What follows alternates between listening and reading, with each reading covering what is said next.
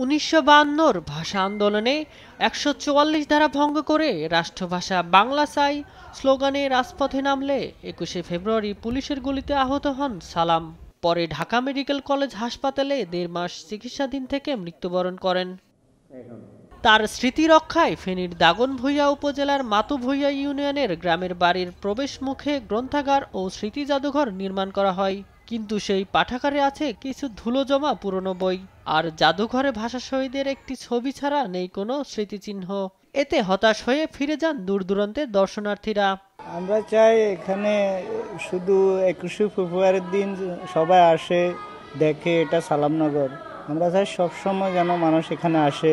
নতুন বই আসলে মানুষ আসতো, মানুষের সমাগম হইতো এখানে সালাম গ্রন্থাগারে। এখন পুরাতন বই ১৮ সাল বই দিচ্ছে, এখন আর আসবে কি মানুষ? রাষ্ট্রীয়ভাবে বা সরকারিভাবে যদি এখানে কোনো উদ্যোগ নেওয়া হয় যে এখানে সবসময় মানুষের আনাগোনা বা জনবান্ধব হবে, এরকম কোনো উদ্যোগ এখানে দৃশ্যমান করলে মানুষ এখানে আসবে বা এখানে পাঠকের সংখ্যা বাড়বে বলে মনে করি আমি। ৬ বছর আগে আজিমপুর গোরস্থানে সালামের কবর চিহ্নিত করা হলেও এখনও কবরটি সংরক্ষণ করা হয়নি। দ্রুত কবরটি সংস্কার ও ফেনী নোয়াখালী মহাসড়কে সালামের তোরণ নির্মাণের দাবি পরিবার সদস্যদের। ভাষা শহীদ সালামের কবর ঢাকা আজিমপুর কবরস্থানে চিহ্নিত করা হয়েছে। সংস্কারের জন্য জোর আবেদন করছি ঢাকা সিটি কর্পোরেশনের কাছে, যেন তারা উদ্যোগ নিয়ে কাজটি সমাপ্ত করে।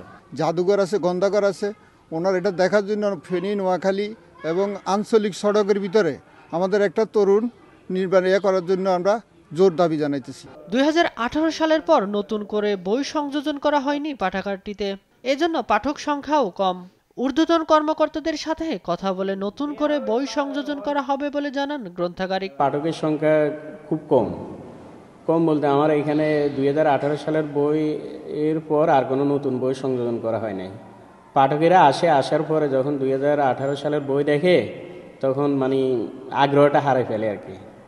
তা আশা করতেছি আমাদের কর্তৃপক্ষ নতুন বই আমাদের গ্রন্থাগারে সংযোজন করবে। তবে স্কুল কলেজ পড়ুয়া শিক্ষার্থীদের গ্রন্থাগারমুখী করতে উদ্যোগ নেওয়া হবে বলে জানিয়েছেন জেলা পরিষদ প্রশাসক।